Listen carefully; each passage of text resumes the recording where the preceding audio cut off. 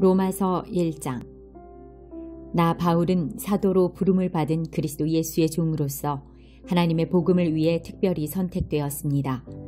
이 복음은 하나님께서 오래전에 예언자들을 통해 성경에 약속하신 그리스도 예수에 대한 소식입니다. 하나님의 아들이신 그분은 인간의 족보로는 다윗의 후손으로 태어나셨습니다. 그러나 그분은 죽은 자들 가운데서 부활하심으로써 능력 있는 하나님의 아들로 선언되셨습니다. 이분이 바로 우리 주 예수 그리스도이십니다.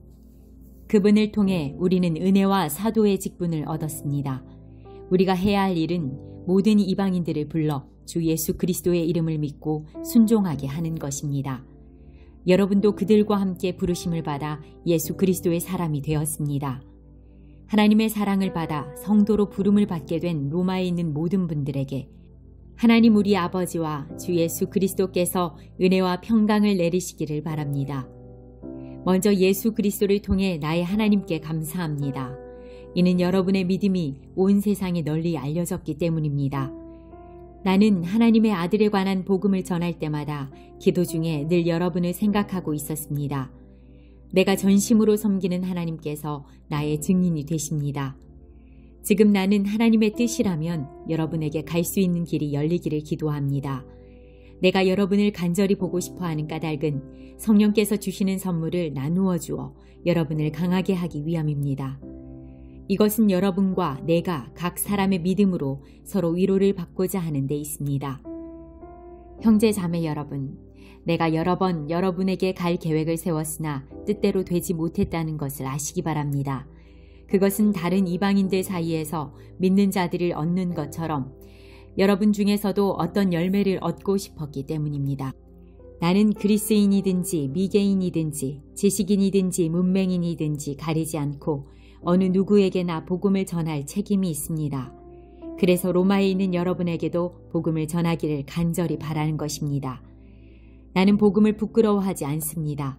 그것은 이 복음이 유대인으로부터 시작해서 이방인들에 이르기까지 모든 믿는 사람을 구원에 이르게 하는 하나님의 능력이기 때문입니다. 하나님께서 주시는 의가 복음에 계시되어 있습니다. 성경에 의인은 믿음으로 인하여 살 것이다 라고 기록되어 있듯이 하나님께로부터 오는 의는 처음부터 끝까지 믿음으로 얻을 수 있는 것입니다.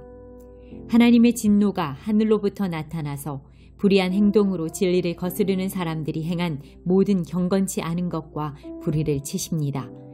하나님께서는 사람들에게 하나님을 알 수 있게 하셨으므로 사람들 속에 하나님을 알 만한 것이 있다는 것은 분명합니다. 세상이 창조된 이래로 하나님의 보이지 않는 성품인 그분의 영원한 능력과 신성은 그가 만드신 만물을 보고서 분명히 알 수 있게 되었습니다. 그러므로 사람들은 핑계를 댈 수 없습니다. 사람들은 하나님을 알면서도 하나님께 하나님으로 영광을 돌리지도 않았고 하나님께 감사하지도 않았습니다. 오히려 사람들은 헛된 것을 생각했으며 그들의 어리석은 마음은 어두움으로 가득 찼습니다. 사람들은 자기들이 지혜롭다고 생각하지만 사실은 어리석습니다. 또 사람들은 불멸의 하나님의 영광을 죽을 수밖에 없는 인간이나 새나 짐승 또는 뱀과 같은 모양으로 바꾸어 버렸습니다. 그래서 하나님께서는 사람들이 원하는 대로 죄악된 행동을 하도록 내버려 두셨습니다. 사람들은 이제 가지각색의 더러운 죄를 지어 자기들끼리 부끄러운 짓을 행하여 몸을 더럽혔습니다. 사람들은 하나님의 진리를 거짓으로 바꾸었습니다. 창조주 되신 하나님보다 지음받은 피조물을 더 예배하고 섬겼습니다. 하나님은 영원히 찬송을 받으실 분입니다. 아멘. 이런 이유로 하나님은 사람들을 부끄러운 욕망의 노예로 살게 내버려 두셨습니다. 여자들은 남자들과의 자연스러운 성관계를 여자와 성관계를 갖는 것으로 바꾸었습니다. 이와 똑같이 남자들도 여자들과 행하는 자연스러운 성관계를 버리고 남자들끼리 정욕에 불타 남자가 남자와 부끄러운 짓을 했습니다. 그래서 스스로 그 잘못에 합당한 벌을 받았습니다. 사람들이 하나님을 아는 것을 하찮게 여겼으므로 하나님께서는 사람들이 타락한 생각에 빠지게 하시고 사람들이 해서는 안 될 일들을 하게 내버려 두셨습니다. 그들은 온갖 불의와 악행과 탐욕과 악독으로 가득 찬 사람들입니다. 또한 시기와 살인과 다툼과 속임과 저기로 가득 찼으며 남에 대해 말하기를 좋아하고 남들을 비방하고 하나님을 미워하며 거만하고 건방지게 뽐내기를 잘합니다. 그들은 악한 일을 계획하고 부모님께 순종하지 않습니다. 그들은 양심도 없으며 약속을 지키지 않으며 친절하지도 않고 동정심도 없습니다. 사람들은 그런 일을 행하는 사람은 죽어 마땅하다는 하나님의 의로우신 법을 알면서도 자신들만 그런 악한 행동을 계속하는 것이 아니라 그런 행동을 저지르는 다른 사람들까지 잘한다고 두둔합니다. 2장. 그러므로 다른 사람을 판단하는 사람도 변명할 수 없게 되었습니다. 다른 사람을 판단하는 사람은 자신도 똑같은 행동을 하고 있으므로 자기 자신을 판단하는 셈입니다. 이런 일을 행하는 사람들에게 하나님께서 의로운 심판을 내리시리라는 것을 우리는 알고 있습니다. 악한 일을 행하는 사람들을 판단하면서 실은 자신도 똑같은 일을 하고 있는 사람에게 한마디 하겠습니다. 그대가 혹시라도 하나님의 심판을 피할 수 있다고 생각합니까? 그렇지 않다면 하나님의 자비로우심이 여러분을 회개로 이끄신다는 것을 깨닫지 못하고 그분의 자비로우심과 넓으신 아량과 오래 참으심의 풍성함을 멸시하는 것입니까? 어리석게도 이런 사람은 완고하고 회개하지 않음으로 말미암아 하나님의 의로우신 심판이 나타나는 날에 받을 진노를 스스로 쌓고 있습니다. 하나님께서는 각 사람이 행한 그대로 갚아주실 것입니다. 인내로서 선한 일을 행하며 영광과 존귀와 영원한 것을 구하는 사람들에게는 하나님께서 영생을 주실 것입니다. 그러나 이기적인 욕심만 가득하여 진리를 거스르고 옳지 않은 것을 따르는 사람에게는 하나님께서 진노와 화를 내리실 것입니다. 악한 일을 행하는 모든 사람에게 환난과 고통이 있을 것입니다. 유대인으로부터 시작해서 이방인들에 이르기까지 그러할 것입니다. 그러나 선한 일을 행하는 모든 사람에게는 영광과 존귀와 평강이 있을 것입니다. 유대인으로부터 시작해서 이방인들에 이르기까지 그러할 것입니다. 그것은 하나님께서 모든 사람을 차별하지 않으시기 때문입니다. 율법을 모르는 사람들이 죄를 지으면 율법과 상관없이 망할 것이요. 율법을 아는 사람들이 죄를 지으면 율법에 따라 심판을 받을 것입니다. 그것은 하나님 앞에서는 율법을 듣는 사람이 의로운 사람이 아니라 오직 율법을 행하는 사람이라야 의롭다고 인정받기 때문입니다. 이런 까닭에 율법을 가지고 있지 않은 이방인들이 본성에 따라서 율법이 요구하는 대로 행하였다면 그 사람은 율법을 가지고 있지 않지만 자신이 자기에게 율법이 되는 것입니다. 이런 사람들은 율법이 요구하는 것이 그들 마음속에 새겨져 있는 것을 보여주며 그들의 양심이 그들을 증언하고 그들의 생각이 그들의 잘못을 고소하기도 하며 그들 자신을 변명하기도 합니다. 이 모든 일은 내가 전파한 복음대로 하나님께서 예수 그리스도를 통해 사람들의 비밀스러운 삶들을 심판하실 때 일어날 것입니다. 자신을 유대인이라 부르는 여러분은 어떠합니까? 여러분은 모세의 율법을 의지하며 하나님과 사귄다고 자랑합니다. 여러분은 하나님의 뜻이 무엇인지도 알며 율법을 배웠기 때문에 무엇이 옳은지도 분별할 수 있습니다. 여러분은 스스로가 앞 못 보는 사람의 인도자요 어둠 속에 있는 사람의 빛이라고 확신하고 있습니다. 또 율법에서 지식과 진리의 근본을 터득했다고 하면서 여러분 자신을 어리석은 사람의 교사요 어린아이의 선생이라고 생각합니다. 그러는 여러분이 다른 사람은 가르치면서 왜 여러분 자신은 가르치지 않습니까? 다른 사람에게는 도둑질하지 말라고 설교하면서 여러분 자신은 왜 도둑질을 합니까? 간음하지 말라고 말하면서 여러분은 왜 간음을 행합니까? 우상은 미워하면서 여러분은 왜 신전에 있는 물건을 훔칩니까? 율법이 있다고 자랑하면서도 그 율법을 지키지 않음으로써 하나님을 욕되게 하는 까닭은 또 무엇입니까? 너희 때문에 하나님의 이름이 이방인들 사이에서 욕을 먹고 있다고 성경에 기록된 말씀과 어쩌면 그렇게도 똑같습니까? 여러분이 율법을 지키면 여러분이 받은 할례는 가치 있는 것이 되지만 율법을 지키지 않으면 여러분은 할례를 받지 않은 사람처럼 되고 맙니다. 반대로 할례를 받지 않은 이방인이 율법이 명하는 내용들을 지키면 하나님께서는 그 사람을 할례를 받은 사람으로 여기지 않겠습니까? 할례는 받지 않았어도 율법을 지키는 사람이 할례는 받았으나 율법을 어기는 여러분을 오히려 율법의 파괴자라고 판단할 것입니다. 그러므로 겉모습만 유대인인 사람은 진정한 의미에서 유대인이 아닙니다. 그리고 몸에만 행해진 할례는 진정한 의미에서 할례가 아닙니다. 마음으로 유대인인 사람이 진정한 의미에서 유대인입니다. 그리고 율법이 아니라 성령을 따라 마음에 받는 할례가 진정한 의미의 할례입니다.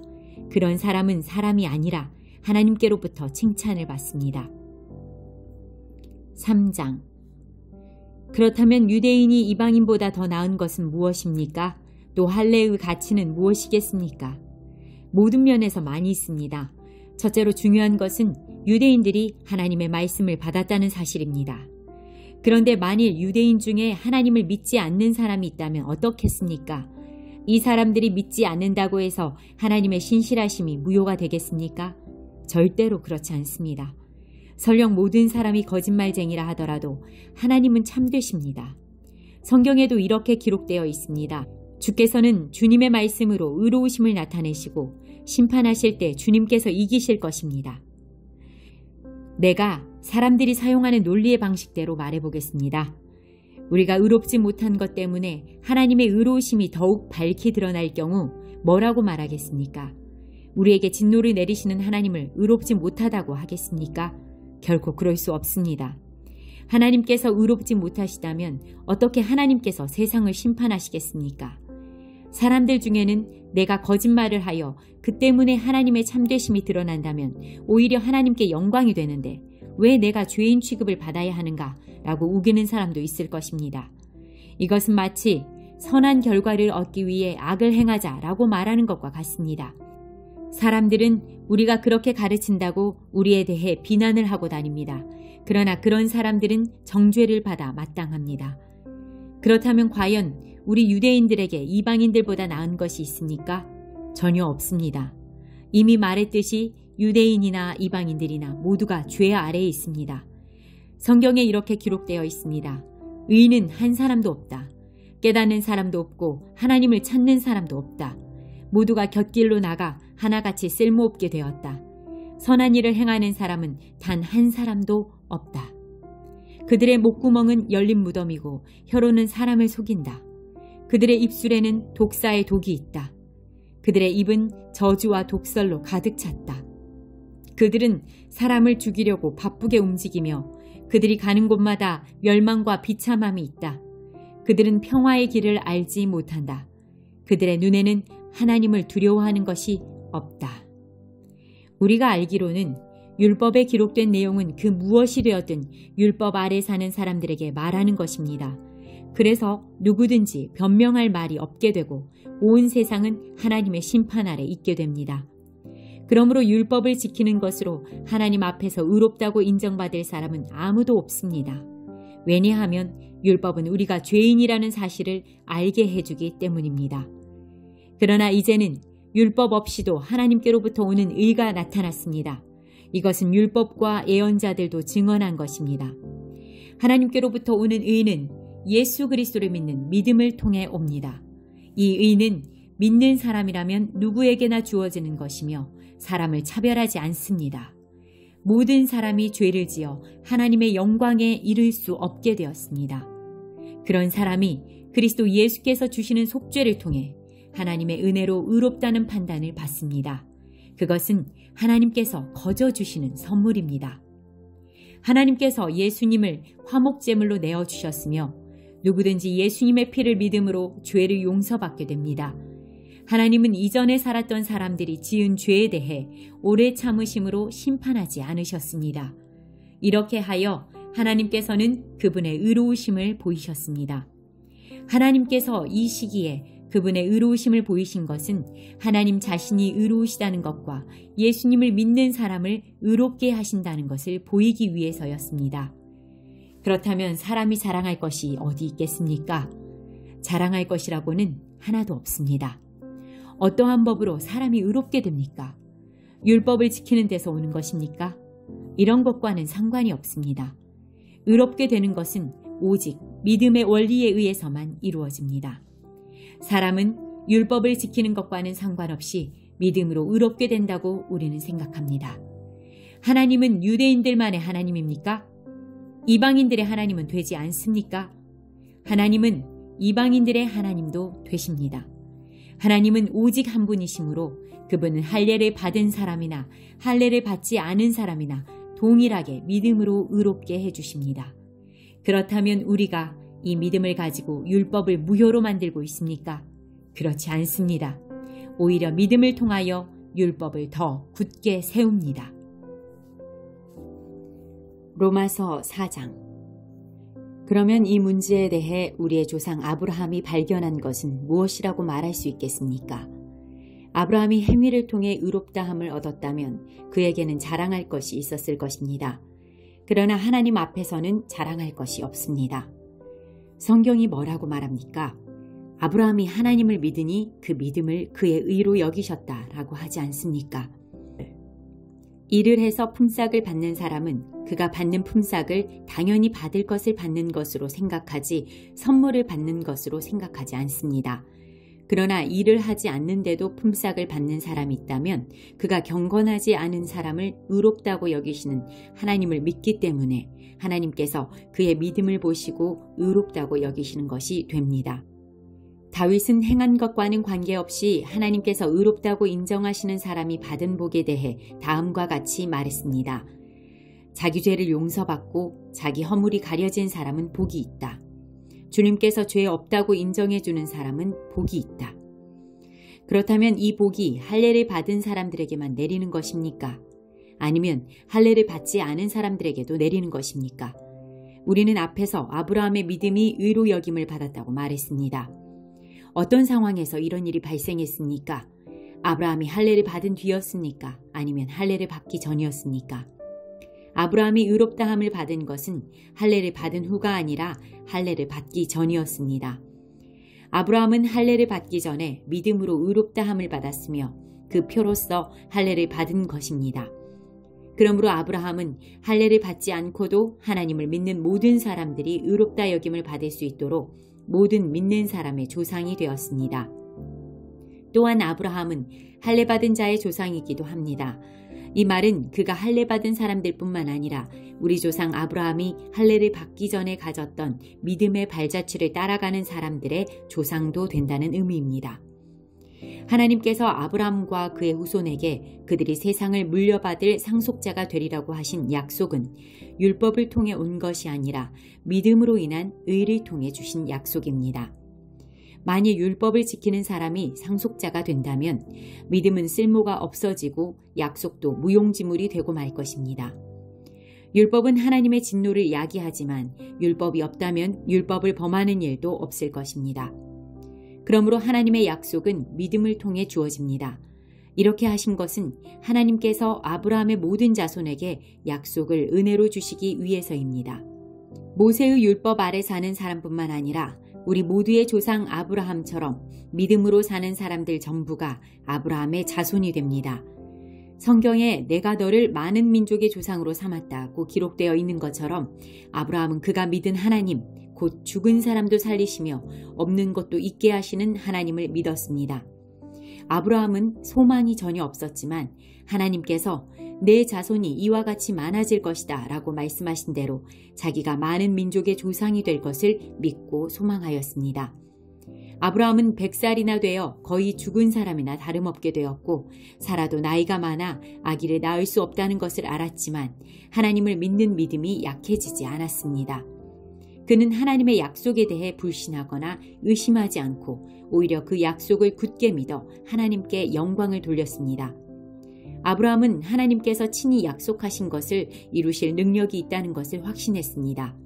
이것이 바로 하나님께서 그 믿음을 그의 의로 여기셨다라고 말씀하신 이유입니다. 그의 의로 여기셨다는 말은 아브라함만을 위해 기록된 것이 아닙니다. 그 말은 우리 주 예수님을 죽은 자 가운데서 다시 살리신 분을 믿음으로 의롭다함을 얻게 될 우리를 위해서도 기록되었습니다. 예수님은 우리의 죄 때문에 죽임을 당하셨고 우리를 의롭게 하시려고 다시 살아나셨습니다. 5장. 우리가 믿음으로 의롭다함을 받았으므로 우리는 우리 주 예수 그리스도로 말미암아 하나님과 함께하는 평강을 누리고 있습니다. 예수 그리스도에 의해서 또 믿음으로 우리는 지금 우리가 서 있는 이 은혜의 자리에 들어와 있습니다. 그리고 하나님의 영광을 소망하며 즐거워합니다. 이뿐만 아니라 우리는 환난을 당하더라도 즐거워합니다. 그것은 환난이 인내를 낳고 또 인내는 연단된 인품을 낳고 연단된 인품은 소망을 낳는 것을 알기 때문입니다. 이 소망은 절대로 우리의 기대를 저버리지 않습니다. 그것은 하나님께서 우리에게 주신 성령을 통해 우리 마음에 하나님의 사랑을 부어주셨기 때문입니다. 우리가 아직 연약할 때 그리스도께서 시의적절할 때 경건하지 않은 사람들을 위해 죽으셨습니다. 의인을 위해 죽는 사람은 거의 없습니다. 간혹 선한 사람을 위해 죽겠다고 나서는 사람이 있을런지는 모르겠습니다. 그런데 그리스도께서는 우리가 아직 죄인이었을 때 우리를 위해 죽으셨습니다. 이곳으로써 하나님께서는 우리를 향한 그분의 사랑을 나타내셨습니다. 그러므로 우리는 그리스도의 피로 말미암아 의롭다함을 얻었으므로 우리가 그리스도를 통해 하나님의 진노로부터 구원을 받을 것은 더욱 확실합니다. 우리가 하나님과 원수가 되었을 때에도 그리스도의 죽음을 통해 하나님과 화해하게 되었다면 이렇게 하나님과 화목을 누리고 있는 사람들이 그분의 생명으로 말미암아 구원을 받게 될 것은 더욱 확실합니다. 이뿐만 아니라 우리는 이제 우리 주 예수 그리스도를 통해 하나님 안에서 즐거워합니다. 예수 그리스도로 말미암아 이제 우리는 하나님과 화해하게 되었습니다. 그러므로 한 사람을 통해 죄가 세상에 들어왔고 그 죄를 통해 사망이 들어온 것처럼 모든 사람이 죄를 지었으므로 사망이 모든 사람에게 이르렀습니다. 하나님께서 율법을 주시기 전에도 죄가 세상에 있었지만 율법이 없을 때에는 죄를 죄로 여기지 않았습니다. 그러나 사망은 아담 시대부터 모세 시대에 이르기까지 심지어 아담이 지은 죄와 똑같은 죄를 짓지 않은 사람들마저 지배하였습니다. 아담은 장차 오실 분의 모형입니다.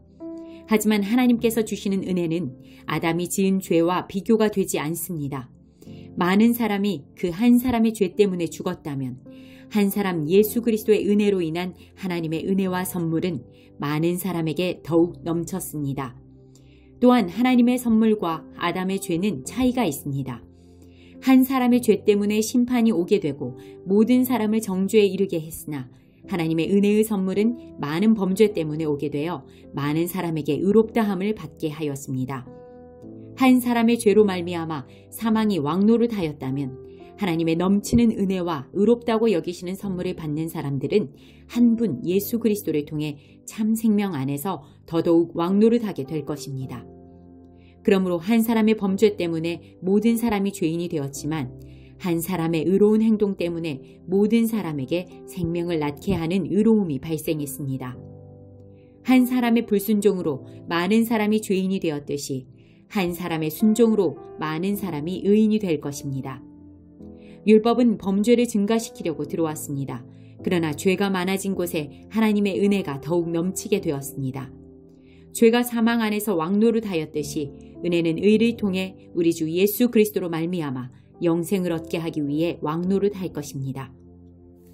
로마서 6장. 그러면 우리가 무슨 말을 더 하겠습니까? 은혜를 더하게 하려고 계속 죄를 지어야 하겠습니까? 절대로 그럴 수 없습니다. 죄에 대하여 죽은 우리가 어떻게 죄 가운데서 살 수 있겠습니까? 여러분은 우리가 그리스도 예수와 연합하는 세례를 받았을 때에 그분의 죽음과 연합하는 세례를 받았다는 사실을 알지 못합니까? 그러므로 우리가 죽음에 이르는 세례를 받음으로 그리스도와 함께 묻힌 것은 그리스도께서 아버지의 영광으로 죽은 자들 가운데서 살아나신 것처럼 우리도 새 생명 가운데서 살기 위함입니다. 우리가 그리스도와 연합하여 그분의 죽음에 참여하였다면 그분과 연합하여 그분의 부활에도 참여할 것이 확실합니다. 우리는 우리의 옛사람이 그리스도와 함께 십자가에 못 박혀 죄의 몸이 무력하게 되었으므로 우리가 더 이상 죄의 노예가 되지 않는다는 것을 압니다. 그것은 죽은 사람의 죄의 세력에서 해방되었기 때문입니다.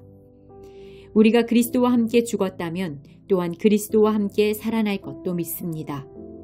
그리스도께서는 죽은 자들 가운데서 살아나셨기에 다시는 죽는 일이 없어 죽음이 그분을 지배하지 못한다는 것을 우리는 압니다. 그리스도께서 죽으신 것은 죄에 대해서 단번에 죽으신 것이며 그리스도께서 다시 살아나신 것은 하나님께 대하여 살아나신 것입니다. 이와 같이 여러분도 여러분 자신을 죄에 대해서는 죽은 사람으로 하나님께 대해서는 그리스도 예수 안에서 살아있는 사람으로 생각하십시오. 그러므로 죽게 될 여러분의 몸에 죄가 왕노릇하여 몸의 욕심을 따라 살지 않도록 하십시오. 또한 여러분의 몸을 불의를 행하는 도구로 죄에게 내어주지 말고 죽은 자들 가운데에서 살아난 자들답게 여러분의 몸을 의를 행하는 도구로 여러분 자신을 하나님께 드리십시오.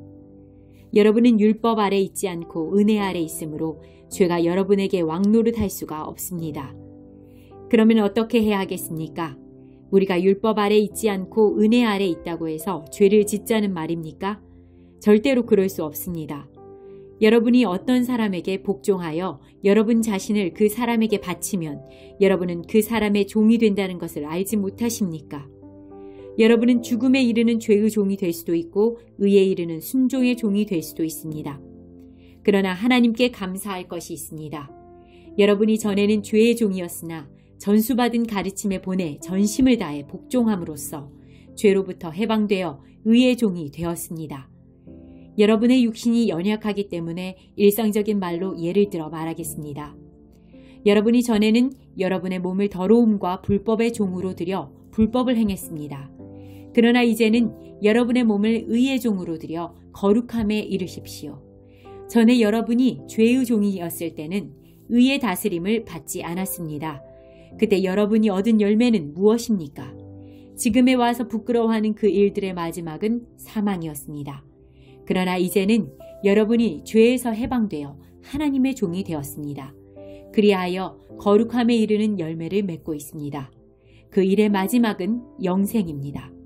죄의 대가는 죽음이지만 하나님의 선물은 우리 주 예수 그리스도 안에 있는 영생입니다.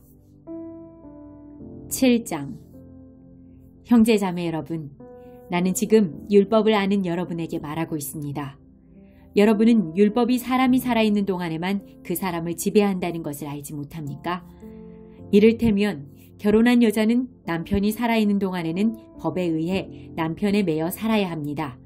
하지만 남편이 죽으면 그 여자는 남편에게 매여 있던 법에서 해방됩니다.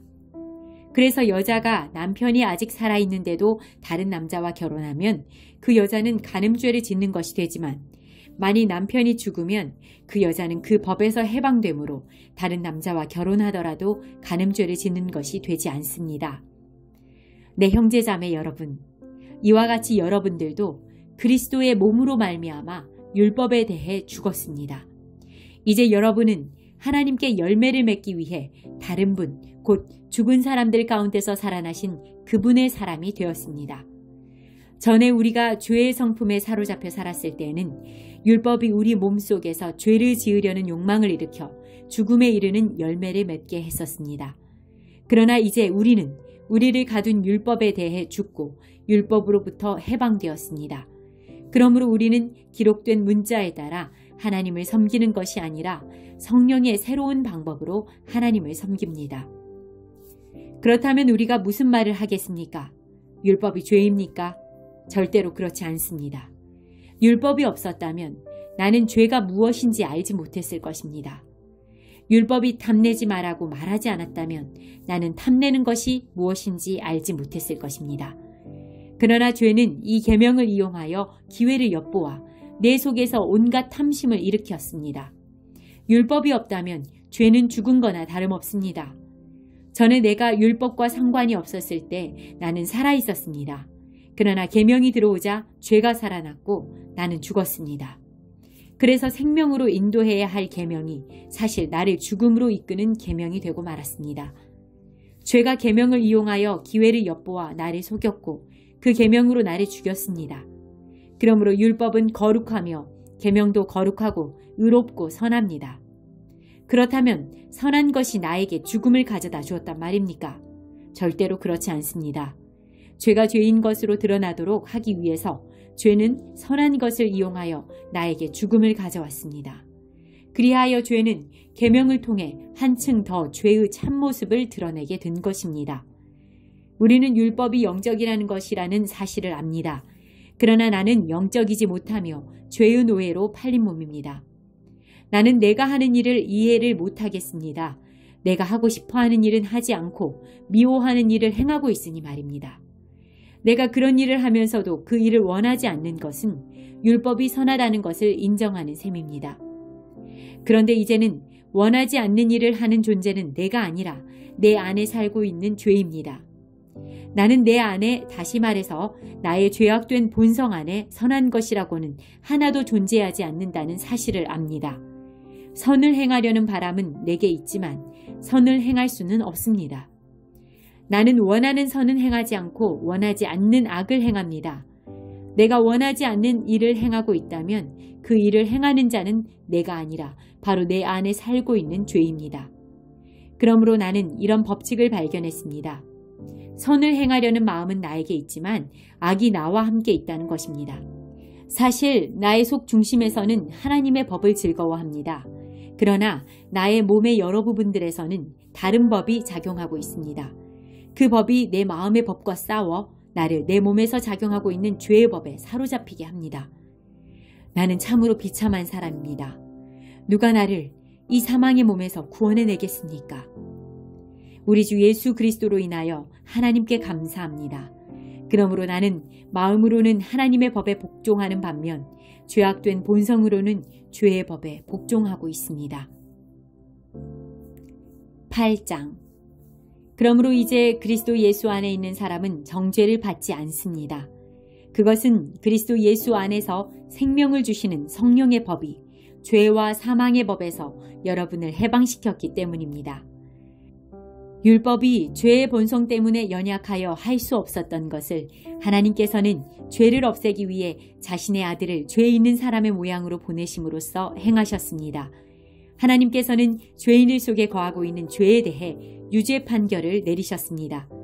이렇게 하여 죄의 본성에 따라 살지 아니하고 성령에 따라 살고 있는 우리에게 율법의 의로운 요구들이 완벽히 이루어졌습니다. 죄의 본성을 따라 사는 사람들은 죄의 본성이 바라는 일을 생각하지만 성령을 따라 사는 사람들은 성령이 바라시는 일을 생각합니다. 죄의 본성의 지배를 받는 사람의 생각은 죽음이지만 성령의 지배를 받는 사람의 생각은 생명과 평강입니다. 죄의 본성이 생각하는 것은 하나님을 거스르는 것입니다. 그것은 하나님의 법에 복종하지 않을 뿐 아니라 할 수도 없습니다. 죄의 본성의 지배를 받는 사람은 하나님을 기쁘시게 할 수 없습니다. 그러나 하나님의 영이 여러분 안에 계시다면 여러분은 죄의 본성의 지배를 받지 않고 성령의 지배를 받게 됩니다. 누구든지 그리스도의 영이 없는 사람은 그리스도에게 속한 사람이 아닙니다. 반면 그리스도께서 여러분 안에 계시다면 여러분의 몸은 죄 때문에 죽은 존재이지만 여러분의 영은 의 때문에 살아 있습니다. 예수님을 죽은 사람들 가운데서 다시 살리신 분의 영이 여러분 안에 살아 계시면 여러분 안에 계신 그분의 영으로서 여러분의 죽을 몸도 살리실 것입니다. 그러므로 형제 여러분, 우리는 빚을 진 사람들입니다. 그러나 죄의 본성을 따라 살아야 하는 죄의 본성에 빚진 사람이 아닙니다. 죄의 본성에 따라 산다면 여러분은 죽을 것입니다. 그러나 성령의 도우심을 받아 몸의 악한 일을 죽인다면 여러분은 살 것입니다. 왜냐하면 하나님의 영으로 인도받는 사람들은 누구나 하나님의 자녀이기 때문입니다. 여러분이 받은 성령은 여러분을 다시 두려움에 이르게 하는 노예로 만드는 영이 아니라 여러분을 하나님의 자녀가 되게 하는 영이십니다. 그래서 우리는 그 성령을 의지하여 아바, 아버지라고 부를 수 있는 것입니다. 성령께서는 친히 우리의 영과 함께 우리가 하나님의 자녀라는 것을 증언합니다. 자녀라면 또한 상속자이기도 합니다. 우리는 하나님의 상속자이며 또한 그리스도와 공동의 상속자입니다. 그래서 우리는 그리스도께서 누리시는 영광에 참여하기 위해 그분이 겪으신 고난에도 참여하는 것입니다. 나는 현재 우리가 겪는 고난은 장차 우리에게 나타날 영광과 비교하면 아무것도 아니라고 생각합니다. 모든 피조물은 하나님의 자녀들이 나타나기만을 간절히 기다리고 있습니다. 피조물은 허무하게 되었습니다. 그렇게 된 것은 피조물이 원해서가 아니라 그렇게 하신 하나님의 뜻 때문이었습니다. 하지만 소망은 있습니다. 그것은 피조물도 썩어짐의 굴레에서 해방되어 하나님의 자녀가 누리는 영광스러운 자유에 참여하리라는 소망입니다. 우리는 모든 피조물이 이제까지 신음하고 해산의 고통을 겪고 있다는 것을 압니다. 피조물만 아니라 성령의 첫 열매를 받은 우리들 자신도 속으로 신음하며 우리가 하나님의 자녀가 되는 것과 우리 몸이 구속될 것을 간절히 기다리고 있습니다. 우리는 이러한 소망으로 구원을 받았습니다. 눈에 보이는 소망은 소망이 아닙니다. 보이는 것을 소망하는 사람이 어디 있겠습니까? 따라서 우리가 아직 보지 못한 것을 소망한다면 우리는 그것을 인내함으로 기다려야 합니다. 이처럼 성령께서는 우리의 약함을 도와주십니다. 우리는 무엇을 기도해야 할지도 모르지만 성령께서는 말로 다 표현할 수 없는 간절함으로 우리를 위해 중보기도를 하십니다. 사람의 마음을 꿰뚫어 보시는 하나님께서는 성령의 생각이 무엇인지를 아십니다. 그것은 성령께서 하나님의 뜻에 따라 성도들을 위해 중보기도를 하시기 때문입니다. 우리는 하나님께서 모든 일을 하나님을 사랑하는 사람, 즉 하나님의 목적을 위해 부름을 입은 사람들의 선을 위하여 하신다는 것을 알고 있습니다. 하나님께서는 전부터 아셨던 사람들을 그분의 아들과 동일한 형상을 갖도록 미리 정하시고 하나님의 아들을 많은 형제들 중에서 맏아들이 되게 하셨습니다. 하나님께서는 미리 정하신 사람들을 부르셨고 부르신 사람들을 의롭다 하셨고 의롭다고 하신 사람들을 영화롭게 하셨습니다. 이 점에 대해 우리가 무엇이라고 말할 수 있겠습니까? 하나님께서 우리 편이시라면 누가 우리를 대적하겠습니까? 자기 아들까지도 아끼지 않고 우리 모두를 위해 내어주신 분께서 그 아들과 함께 우리에게 모든 것을 은혜로 주지 않으시겠습니까? 하나님께서 택하신 사람들을 누가 고소할 수 있겠습니까? 의롭게 하신 분은 하나님이신데 누가 감히 죄가 있다고 판단하겠습니까? 죽으신 분은 그리스도 예수이십니다. 그분은 죽으셨을 뿐만 아니라 다시 살아나 하나님의 오른편에 앉아 계시면서 우리를 위해 중보기도를 하고 계십니다. 누가 우리를 그리스도의 사랑에서 끊을 수 있겠습니까? 환난입니까? 아니면 어려움입니까? 핍박입니까? 그렇지 않으면 굶주림입니까? 헐벗음입니까? 위험입니까? 아니면 칼입니까? 성경에 기록된 것처럼 우리는 하루 종일 주님을 위해 죽음에 직면하고 있습니다. 우리는 도살당할 양과 같은 대접을 받았습니다. 그러나 우리는 우리를 사랑하신 하나님을 힘입어 이 모든 것을 이기고도 남습니다. 나는 확신합니다. 죽음이나 생명이나 천사들이나 하늘의 권세자들이나 현재 일이나 장래 일이나 어떤 힘이나 가장 높은 것이나 깊은 것이나 그 밖에 어떤 피조물이라도 우리를 우리 주 그리스도 예수 안에 있는 하나님의 사랑에서 끊을 수 없습니다. 로마서 9장. 나는 그리스도 안에서 진리를 말하고 거짓말을 하지 않습니다. 이것은 성령 안에서 내 양심이 확증하는 사실입니다. 내게는 큰 슬픔이 있고 내 마음속에는 고통이 쉴 새 없이 밀려옵니다. 나는 내 동포, 내 동족들을 위해서라면 나 자신이 저주를 받아 그리스도로부터 끊어져도 좋다는 각오가 되어 있습니다.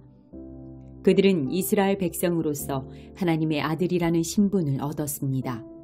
그들에게는 하나님의 영광이 있고 하나님과 맺은 언약이 있고 율법과 성전 예배와 약속들이 있습니다. 족장들이 그들의 조상들이며 그들의 혈통에서 그리스도께서 나셨습니다. 그리스도는 만물 위에 계시는 하나님이시며 영원토록 찬양을 받으실 하나님이십니다. 아멘. 하나님께서 그들에게 하신 약속이 실패로 돌아갔다는 것이 아닙니다. 이스라엘에게서 태어난 사람이라고 해서 다 이스라엘 백성인 것은 아닙니다. 아브라함의 자손이라고 해서 다 아브라함의 자녀인 것은 아닙니다. 하나님께서는 이삭에게서 난 자라야 내 자손이라 부르리라고 말씀하셨습니다. 다시 말해서 자연적인 출생에 의해 태어난 아브라함의 자손이 하나님의 자녀가 되는 것이 아니라 약속의 자녀라야만 아브라함의 자손으로 여김을 받게 된다는 말입니다. 하나님께서 아브라함에게 하신 약속은 이러합니다.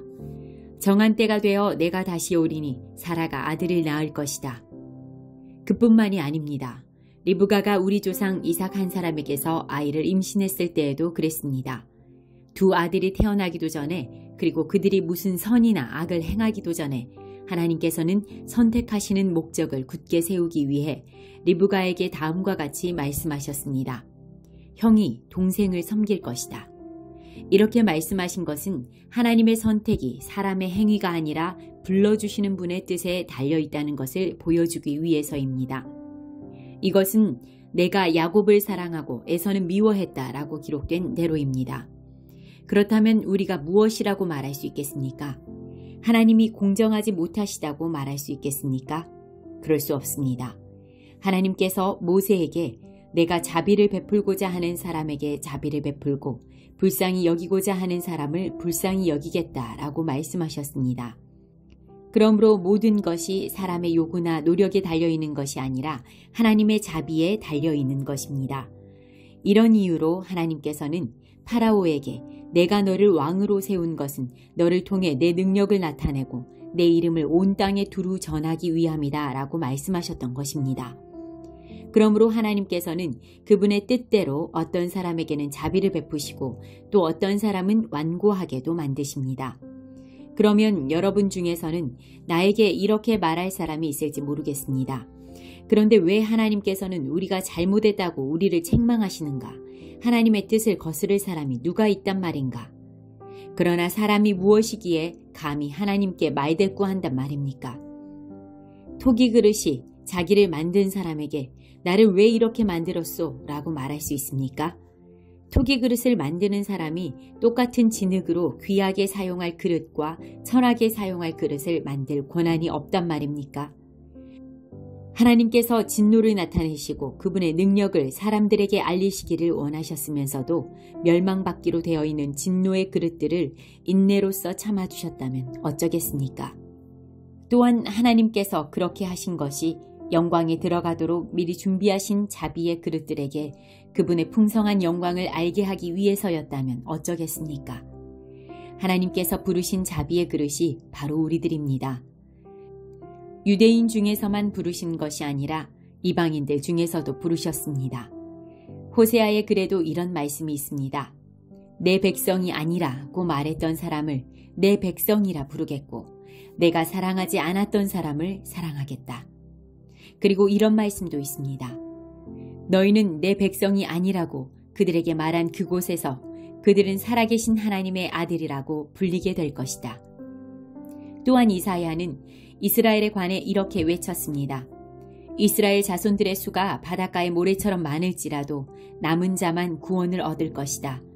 주님께서 약속하신 말씀을 이 땅에서 신속하고 철저하게 이루실 것이다. 또 일찍이 이사야가 이렇게 예언한 것과 같습니다. 만군의 주님께서 우리에게 후손을 남겨두지 않으셨다면 우리는 소돔처럼 되고 고모라처럼 되었을 것이다. 이러한 사실에 대해 우리가 뭐라고 말하겠습니까? 의를 추구하지 않았던 이방인들이 믿음에서 나오는 의를 얻었습니다. 그러나 이스라엘은 의의 율법을 추구했지만 그것을 얻지 못했습니다. 왜 얻지 못했을까요? 그것은 그들이 믿음에서 나오는 의를 추구한 것이 아니라 그 의가 마치 행위에서 나오는 것으로 생각하고 의를 추구했기 때문입니다. 그래서 그들은 걸림돌에 걸려 넘어지고 말았습니다. 성경에 보아라, 내가 시온의 사람들의 발에 부딪히게 하는 돌과 사람들을 걸려 넘어지게 하는 바위를 놓으리니 그를 믿는 사람은 부끄러움을 당하지 않을 것이다 라고 기록된 것과 같습니다. 10장. 성도 여러분, 나는 내 동족 이스라엘 백성이 구원받을 수 있기를 하나님께 진심으로 갈망하며 기도합니다. 이스라엘에 관해 나는 이렇게 증언할 수 있습니다. 그들은 하나님께 대한 열심이 있습니다만 그 열심이 지식에 기초하고 있지 않다는 것입니다. 그들은 하나님께서 주시는 의를 알지 못하고 자신의 의를 세우려고 노력하였기 때문에 하나님께서 주시는 의에 복종하지 않았습니다. 그리스도께서는 모든 믿는 자에게 의가 있도록 하기 위해서 율법의 마침이 되셨습니다. 모세는 율법으로 얻게 되는 의에 관하여 율법을 행하는 사람은 율법으로 말미암아 살 것이다 라고 기록했습니다. 그러나 믿음으로 얻은 은은 이렇게 말합니다.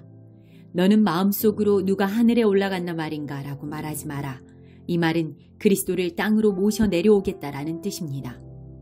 또는 누가 땅 아래로 내려간단 말인가 라고 말하지 마라. 이 말은 그리스도를 죽은 사람들로부터 모셔 올리겠다는 뜻입니다. 성경이 무엇이라고 말합니까? 말씀이 네게 가까이 있으니 너의 입에 있고 너의 마음에 있다. 이것이 바로 우리가 선포하는 믿음의 말씀입니다.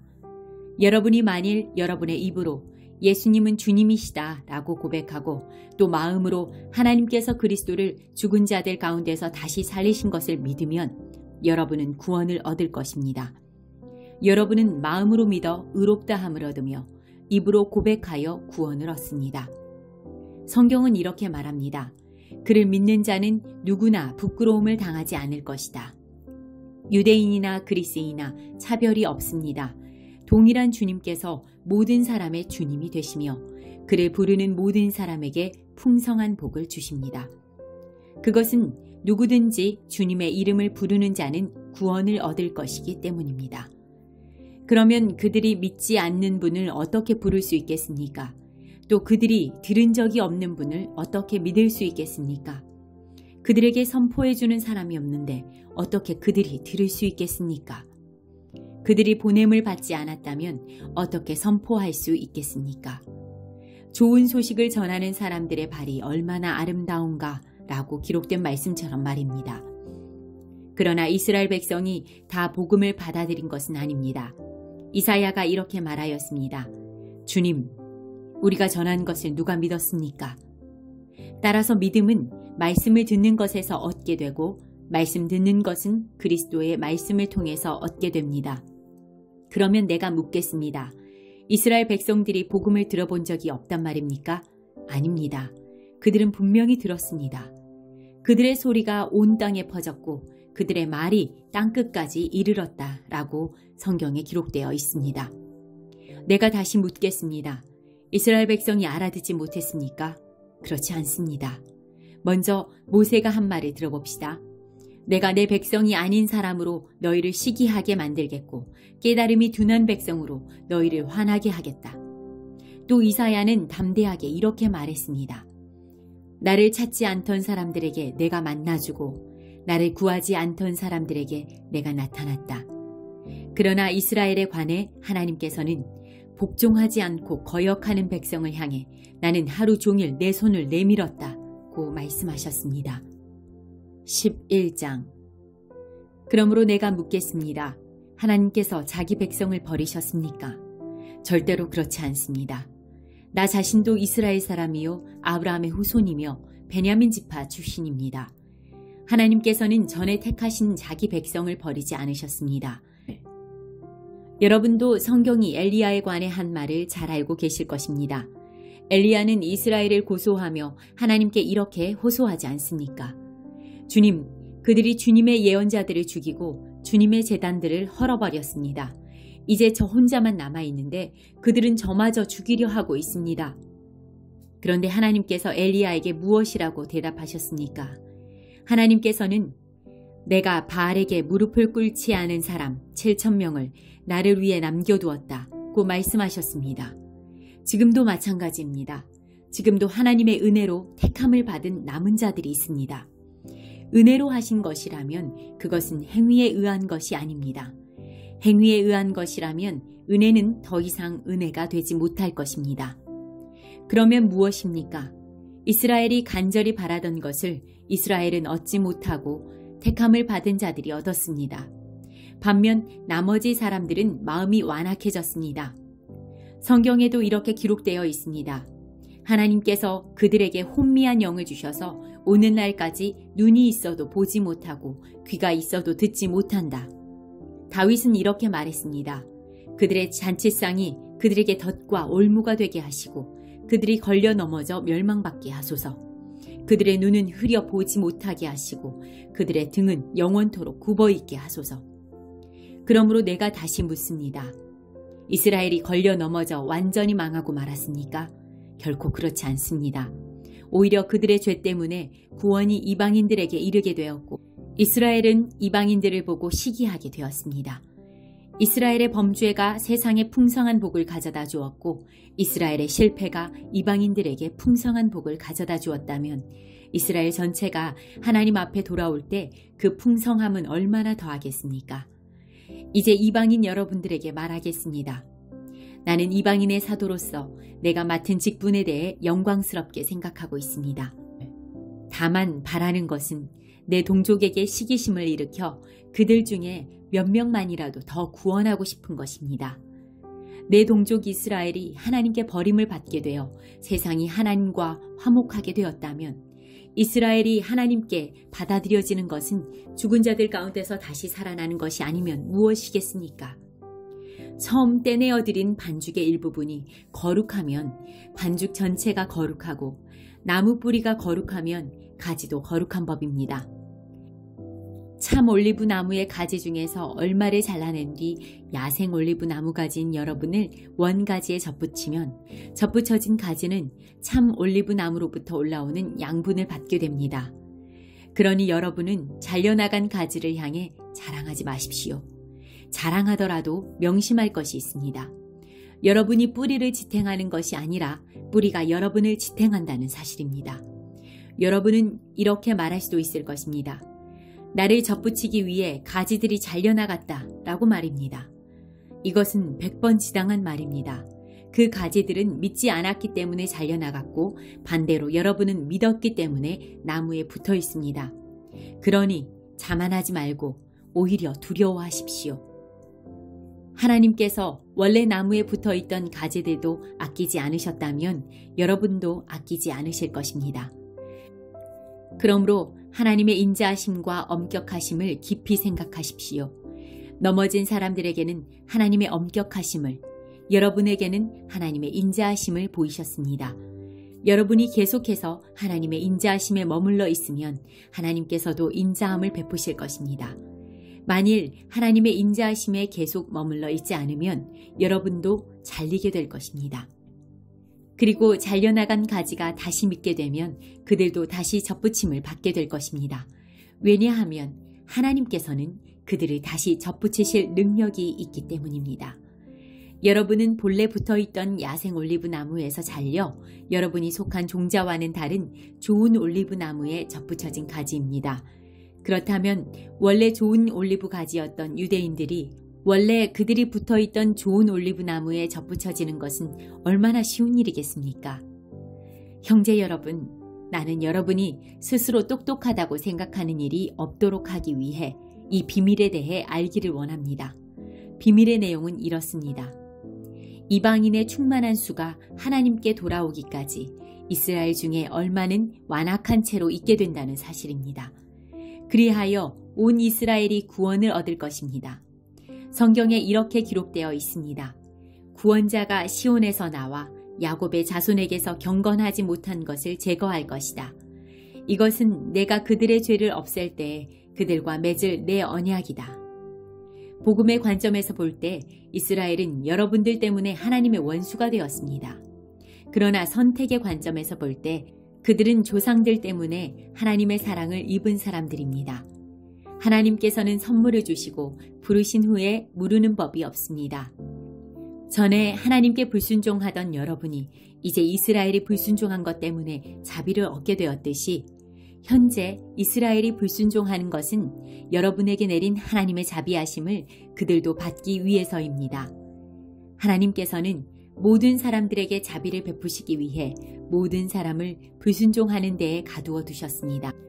오, 하나님의 지혜와 지식의 부요함은 참으로 깊습니다. 하나님의 판단은 헤아릴 수 없으며 그분의 길은 아무도 찾을 수가 없습니다. 누가 주님의 마음을 알았으며 누가 그분의 의논 상대자가 되었습니까? 누가 먼저 하나님께 무엇을 드려서 하나님의 답례를 받는단 말입니까? 이는 모든 것이 하나님께로부터 나왔고 하나님의 보살핌으로 보존되며 하나님의 영광을 위해 존재하기 때문입니다. 하나님께 영광이 영원토록 있기를 원합니다. 아멘. 로마서 12장. 그러므로 성도 여러분, 나는 하나님의 자비로서 여러분에게 권합니다. 여러분의 몸을 하나님께 기쁘시게 하는 거룩한 살아있는 제물로 드리십시오. 이것이야말로 여러분이 마땅히 드려야 할 영적인 예배입니다. 여러분은 이 세상을 본받지 말고 마음을 새롭게 하여 변화를 받으십시오. 그러면 여러분은 하나님의 선하시고 기뻐하시고 온전하신 뜻이 무엇인지를 분별할 수 있게 될 것입니다.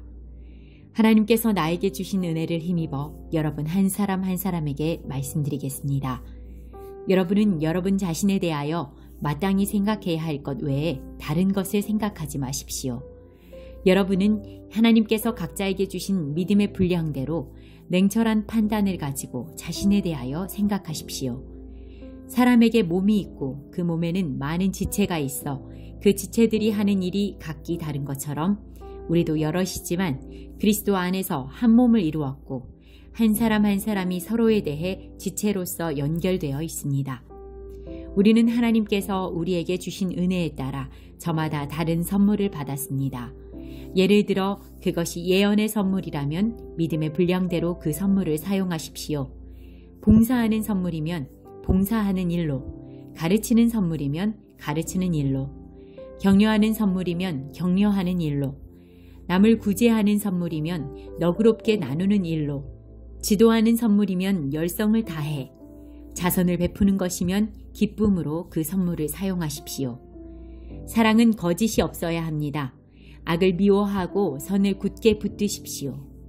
형제 자매를 사랑하듯이 서로 사랑하며 자신보다 남을 더 존경하십시오. 열심히 일하고 게으르지 마십시오. 성령으로 달구어진 마음을 가지고 주님을 섬기십시오. 소망을 가지고 기뻐하십시오. 환난 속에서도 잘 참으십시오. 꾸준히 기도하십시오. 성도들에게 필요한 것을 나눠주십시오. 나그네를 후하게 대접하십시오. 여러분을 핍박하는 사람들을 축복하십시오. 그들을 위해 복을 빌고 저주하지 마십시오.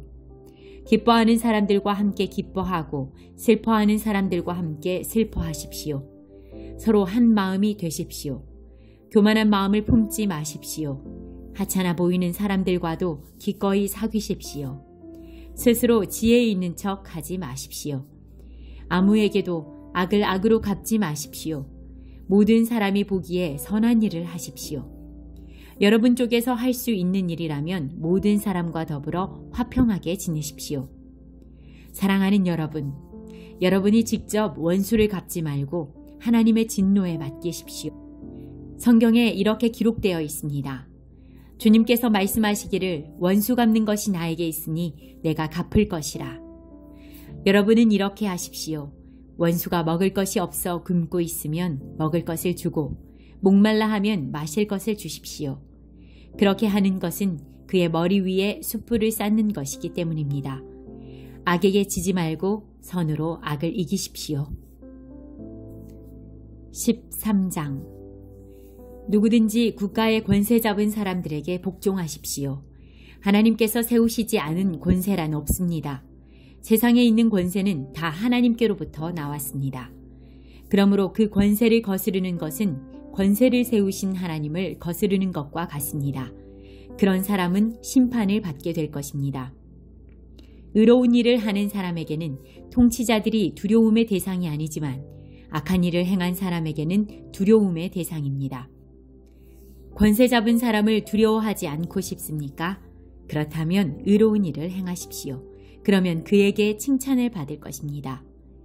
통치자는 여러분에게 유익을 주기 위해 일하는 하나님의 일꾼입니다. 그러나 여러분이 악을 행한다면 두려워하십시오.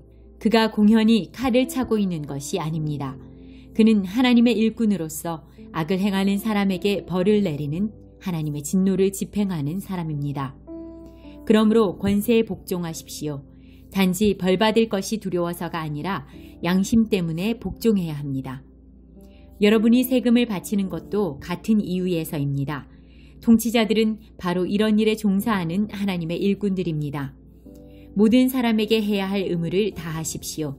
국세를 바쳐야 할 사람에게는 국세를 바치고 관세를 바쳐야 할 사람에게는 관세를 바치십시오.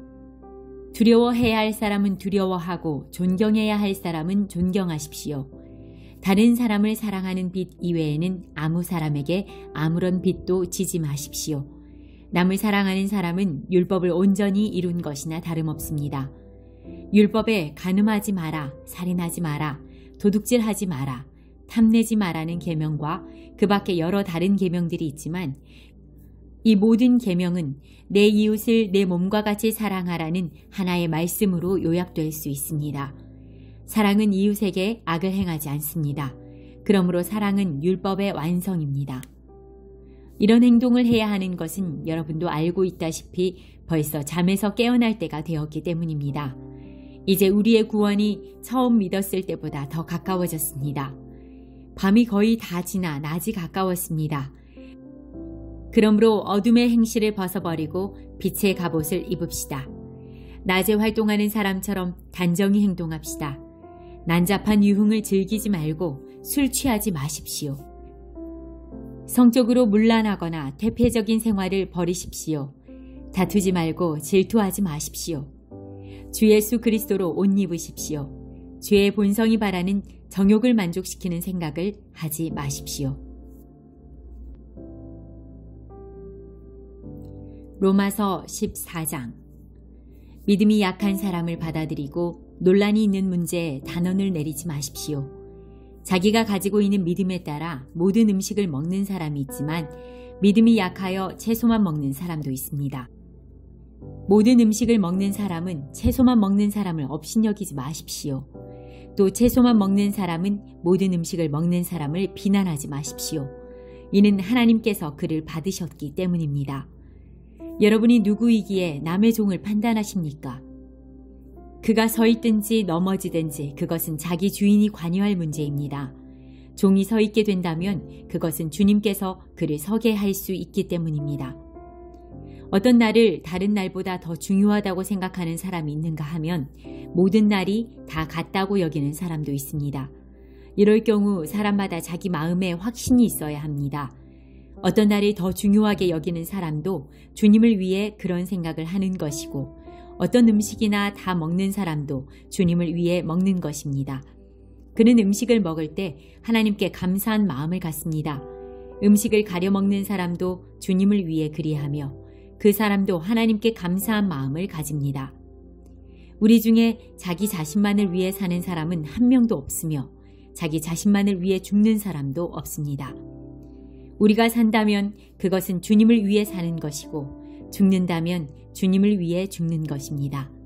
그러므로 살든지 죽든지 우리는 주님의 것입니다. 그리스도께서는 죽은 사람만 아니라 살아있는 사람의 주님이 되기 위해서 죽으셨다가 다시 살아나셨습니다. 그런데 여러분은 왜 여러분의 형제를 비판합니까? 왜 형제를 업신여깁니까? 우리는 다 하나님의 심판대 앞에 설 사람들입니다. 성경에도 이렇게 기록되어 있습니다. 주님께서 말씀하시기를 내가 살아있나니 모든 무릎이 내 앞에 꿇을 것이요 모든 혀가 하나님께 자백할 것이다. 그러므로 우리는 각자 자신이 한 일에 대해 하나님께 사실대로 말씀드리게 될 것입니다. 그런즉 다른 사람에 대해 심판하지 맙시다. 우리가 더욱 힘쓸 것은 형제의 길에 그를 넘어지게 하는 것이나 장애물을 놓지 않겠다고 결심하는 일입니다. 내가 주 예수님 안에 있는 사람으로서 확신하기로는 그 자체로 부정한 음식은 하나도 없습니다. 어떤 음식이 부정하다고 믿는 사람이 있다면 그 사람에게는 그 음식이 부정한 것입니다. 음식 문제로 여러분의 형제가 상처를 받았다면 여러분은 사랑으로 행동한 것이 아닙니다. 그리스도께서 대신해서 죽으신 그 형제를 음식 문제로 망하게 하지 마십시오. 그러므로 여러분이 옳다고 생각해서 하는 것이 오히려 비난의 대상이 되지 않게 하십시오. 하나님의 나라는 먹는 일이나 마시는 일이 아니라 성령 안에서 누리는 의와 평강과 기쁨입니다. 이런 마음으로 그리스도를 섬기는 사람은 하나님을 기쁘시게 하고 사람들에게도 인정을 받습니다. 그러므로 우리 모두 화평함을 이루는 일과 서로 덕을 세우는 일에 힘씁시다. 음식 문제로 하나님의 일을 무너뜨리지 않도록 합시다. 음식은 다 깨끗한 것이지만 어떤 음식을 먹은 것이 다른 사람을 넘어지게 한다면 그것을 먹는 것은 그 사람에게 좋지 못한 것입니다. 고기를 먹는다거나 술을 마신다거나 그 밖에 여러분의 형제를 넘어지게 하는 일은 하지 않는 것이 좋습니다. 여러분에게 어떤 신념이 있다면 그것은 여러분과 하나님 사이의 일로만 간직해 두십시오. 스스로 옳다고 믿는 일을 할 때 자신을 정죄하지 않는 사람은 복 있는 사람입니다. 그러나 의심을 하면서 먹는 사람은 정죄를 받은 것입니다. 그것은 믿음에서 나온 것이 아니기 때문입니다. 믿음에서 나오지 않은 것은 다 죄입니다. 15장. 강한 우리는 약한 사람들의 약점을 돌보아주고 우리 자신을 기쁘게 하지 말아야 합니다. 우리 각 사람은 이웃을 기쁘게 하되 그에게 유익을 끼치고 덕을 세워야 합니다. 그리스도께서는 자신을 기쁘게 하지 않으시고 성경에 주님을 모욕한 사람들의 모욕이 제게 임하였습니다 라고 기록된 대로 사셨습니다. 이전에 기록된 모든 것은 우리를 가르치기 위해 기록된 것입니다. 그래서 우리는 성경의 인내와 위로로 말미암아 소망을 가집니다. 인내와 위로를 주시는 하나님께서 그리스도 예수의 뜻대로 여러분들 가운데 한 마음을 주시기를 바랍니다. 그리하여 여러분 모두가 한 마음과 한 입으로 우리 주 예수 그리스도의 하나님 아버지께 영광을 돌리시기를 바랍니다. 그러므로 그리스도께서 여러분을 받으신 것처럼 여러분도 서로를 받아들이십시오. 그것이 하나님께 영광이 되는 길입니다. 내가 여러분들에게 이 점을 말씀드리겠습니다. 그리스도께서는 하나님의 진실하심을 드러내시고 하나님께서 우리 조상들에게 하신 약속을 확증하기 위해서 할례받은 사람들의 종이 되셨습니다. 그래서 이방인들이 하나님께서 베푸신 자비에 대해서 하나님께 영광을 돌리게 된 것입니다. 성경에 이렇게 기록되어 있습니다. 그러므로 내가 이방인 중에서 주님을 찬양하고 주님의 이름을 찬송하겠습니다. 또 이렇게 기록되어 있습니다. 이방인들아 하나님의 백성과 함께 기뻐하여라. 또한 이런 말씀이 있습니다. 너희 모든 이방인들아 주님을 찬양하여라. 너희 모든 백성아 그를 찬송하여라. 또 이사야는 이렇게 말했습니다. 이새의 뿌리에서 나와 이방인들을 다스릴 이가 올 것이다. 이방인들은 그분에게 소망을 두리라. 여러분들이 하나님을 신뢰할 때 소망의 하나님께서 모든 기쁨과 소망으로 여러분을 채우셔서 성령의 능력으로 여러분에게 소망이 차고 넘치게 하시기를 바랍니다. 나의 형제 자매 여러분, 나는 여러분이 선함이 가득하며 완전한 지식이 있으며 서로 권면할 만한 능력이 있다고 확신합니다. 그러나 하나님께서 내게 주신 은혜 때문에 여러분이 기억해 주기를 바라는 마음으로 몇 가지 일에 대해 담대하게 이렇게 글을 씁니다. 하나님께서는 나를 이방인을 위한 그리스도 예수의 일꾼이 되게 하셨습니다. 나는 이방인들이 성령으로 거룩하여지고 하나님께서 받으실 만한 제물이 되도록 하기 위해 하나님의 복음을 전하는 제사장의 직무를 담당하였습니다. 그러므로 나는 그리스도 예수 안에서 하나님을 섬긴 일을 자랑스럽게 생각합니다. 그리스도께서 내가 전하는 말과 행동을 통해 이방인들을 하나님께 복종하게 하신 일 이외에는 어떤 것도 감히 말하지 않겠습니다. 이방인들이 하나님께 복종하게 된 것은 표적과 놀라운 일과 성령의 능력으로 이루어졌습니다. 나는 예루살렘에서부터 일루리곤에 이르기까지 모든 지역을 다니며 그리스도의 복음을 충만하게 전파했습니다. 나는 다른 사람이 닦아놓은 터 위에 집을 세우지 않으려고 그리스도의 이름을 들어보지 못한 지역에 다니며 복음을 전하는 일에 힘썼습니다. 성경에 이렇게 기록되어 있습니다. 주님에 대한 소식을 받지 못한 사람들이 볼 것이요 듣지 못한 사람들이 깨달을 것이다. 내가 여러 차례 여러분에게 가려고 했으나 가지 못한 이유가 바로 여기에 있습니다. 그런데 이제는 이 지역에서 더 이상 내가 일할 만한 곳이 없고 또 여러 해 전부터 여러분에게 가기를 원했으므로 스페인으로 가는 길에 여러분을 방문하여 잠시 여러분과 함께 지내면서 기쁨을 나누다가 여러분의 도움을 받아 스페인으로 가기를 소원합니다. 그러나 지금은 예루살렘에 있는 성도들에게 구제헌금을 전하러 예루살렘으로 가는 길입니다. 그것은 마케도니아와 아가야 사람들이 예루살렘에 있는 가난한 성도들을 도우려고 기쁜 마음으로 구제헌금을 마련하였기 때문입니다. 그들이 기쁜 마음으로 헌금은 했지만 사실 그들은 예루살렘 성도들에게 빚을 진 사람들입니다. 이방인들은 유대인들로부터 영적인 복을 나누어 가졌으므로 물질적인 것으로서 유대인들에게 나누어 줄 의무가 그들에게 있습니다. 그래서 나는 예루살렘에 있는 가난한 성도들에게 돈을 가져다 주는 일을 마치려 합니다. 유대인들은 이방인들이 주는 이 열매를 받을 것이라고 나는 확신합니다. 이 일을 다 마친 뒤에 여러분에게 들렸다가 스페인으로 가려고 합니다. 내가 여러분에게 갈 때에는 그리스도의 넘치는 복을 가지고 가게 되리라고 생각합니다. 성도 여러분, 우리 주 예수 그리스도와 성령의 사랑으로 여러분에게 부탁합니다. 내가 기도하듯이 여러분들도 하나님께 간절히 기도해 주시기를 바랍니다. 유대에 사는 믿지 않는 사람들에게서 나를 구해달라고 기도해 주시고 내가 예루살렘으로 가져가는 구제헌금을 그곳 성도들이 기쁘게 받을 수 있도록 기도해 주십시오. 그렇게 되면 나는 하나님의 뜻을 따라 기쁜 마음으로 여러분에게 가서 여러분과 함께 쉴 수 있을 것입니다. 평강의 하나님께서 여러분 모두에게 함께 하시기를 바랍니다. 아멘. 16장. 우리의 자매 베베를 여러분에게 추천합니다. 베베는 겐그레아 교회의 여자 집사입니다. 베베를 주님 안에서 성도로서 영접해 주시기를 부탁드립니다. 그리고 베베는 나를 비롯하여 여러 사람에게 큰 도움을 준 사람이므로 그 자매가 필요로 하는 것은 무엇이든 도와주시기 바랍니다. 그리스도 예수 안에서 나의 동역자인 브리스가와 아굴라에게 안부를 전해 주십시오. 이 두 사람은 생명의 위협을 무릅쓰고 내 목숨을 구해준 사람들입니다. 나뿐만 아니라 모든 이방인 교회가 그들에게 감사하고 있습니다. 그리고 브리스가와 아굴라의 집에서 모이는 교회에도 안부를 전해 주십시오. 나의 사랑하는 에베네도에게 안부를 전해 주십시오. 그는 아시아 지방에서 처음으로 그리스도를 믿은 사람입니다. 여러분을 위해 수고를 많이 한 마리아에게 안부를 전해 주십시오. 나의 친척이며 한때 나와 함께 감옥에 갇혔던 안드로니고와 유니아에게 안부를 전해 주십시오. 이 두 사람은 사도들 사이에서도 정평이 나 있고 나보다 먼저 그리스도를 믿은 사람들입니다. 주님 안에서 내가 사랑하는 암블리아에게 안부를 전해 주십시오. 그리스도 안에서 우리의 동역자 우르바노와 나의 사랑하는 스다구에게 안부를 전해 주십시오. 그리스도 안에서 인정을 받은 아벨레에게 안부를 전해 주십시오.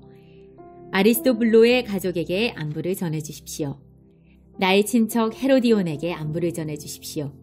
주님 안에 있는 나기스의 가족에게 안부를 전해 주십시오. 주님 안에서 수고를 많이 한 여성들인 드루베나와 드루보사에게 안부를 전해 주십시오. 주님을 위해 수고를 많이 한 사랑하는 버시에게 안부를 전해 주십시오. 주님 안에서 선택받은 루포와 그의 어머니에게 안부를 전해 주십시오. 루포의 어머니는 내 어머니이기도 합니다. 아순그리도와 블레곤과 허메와 바드로바와 허마와 그들과 함께 있는 성도들에게 안부를 전해 주십시오. 빌롤로고와 율리아와 네레오와 그의 여동생 올룸바와 이 사람들과 함께 있는 모든 성도들에게 안부를 전해 주십시오. 거룩한 입맞춤으로 서로 인사를 나누십시오. 그리스도의 모든 교회가 여러분에게 문안드립니다. 형제 자매 여러분, 여러분에게 권합니다. 분열을 일으키고 여러분들이 배운 교훈에 어긋나게 믿음의 길에 장애물을 놓는 사람들을 경계하시고 그런 사람들을 멀리하십시오. 그런 사람은 우리 주 그리스도를 섬기는 것이 아니라 자기의 배를 섬기며 달콤하고 아첨하는 말로 순진한 사람들의 마음을 속입니다. 여러분들이 하나님의 말씀에 순종하는 생활을 한다는 소문은 모든 성도들이 들어 알고 있으며 나도 여러분 때문에 무척 기쁩니다. 다만 바라는 것이 있다면 여러분이 선한 일에는 지혜롭고 악한 일에는 순결하기를 바랍니다. 평강의 하나님께서 빠른 시일 안에 사탄을 여러분의 발 아래 짓밟히게 하실 것입니다. 우리 주 예수님의 은혜가 여러분과 함께 있기를 바랍니다. 나의 동역자 디모데와 내 친척 누기오와 야손과 소시바더가 여러분에게 문안드립니다. 이 편지를 받아 쓰는 나 더디오도 주님 안에서 여러분에게 문안드립니다. 나와 온 교회를 보살펴주는 가이오도 여러분에게 문안드립니다. 이 도시의 재무관인 에라스도와 형제 구아도도 여러분에게 문안드립니다. 하나님께서는 내가 전파한 복음과 예수 그리스도에 관한 설교를 통해 그리고 과거 오랜 세월 동안 감춰두셨던 비밀을 밝히 드러내심으로써 여러분을 굳세게 하십니다. 그 비밀이 지금은 밝히 드러났고 영원하신 하나님의 명령대로 예언자들의 글을 통해 알려져 모든 이방인들이 믿고 순종하게 되었습니다. 이런 일을 하신 오직 한 분이시고 지혜로우신 하나님께 예수 그리스도를 통하여 영광이 영원히 있기를 원합니다. 아멘.